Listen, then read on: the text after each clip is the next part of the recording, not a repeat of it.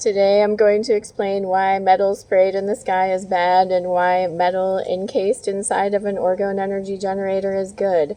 I run an Orgone energy group on Facebook, and someone had posted a picture of their chembuster they had made, and people were commenting, now why would you use something made with metals like aluminum to repel metals made like aluminum? And I'm going to explain exactly why today. So they're doing these solar geoengineering projects that are documented for decades, and there's a lot of patents on weather modification that you can go look up, where they're spraying these micrometals and possibly other dangerous materials into the sky. And when these micrometals get into the environment, they get in the air, water, soil, we breathe them in, they end up in our bodies. Metals combined with the magnetic fields like cell towers can magnetize the ionosphere, and when they get into our bodies, they can make us like an antenna too when we're exposed to a magnetic field. And we have an uptick in diseases like Alzheimer's disease that can be attributed to metals in the brain.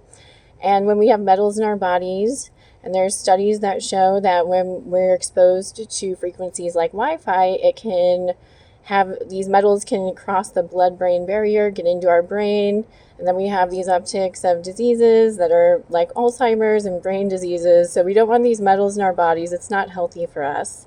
So we don't want the metals sprayed in the sky, and if they're doing it, we want to repel it. And Orgone energy is a way to repel the metal. When I first started doing this, I had about 6 tower busters in my yard. And I did a lab water test where I had my rainwater tested against a friend's who had no Orgone energy, and his rainwater had 42 times more aluminum in it. So how does this work? When aluminum shavings, like metal, is not bad, it's just the form that it's in and what it gets into. So metal, of course, we use it to make our cars, to make lots of things.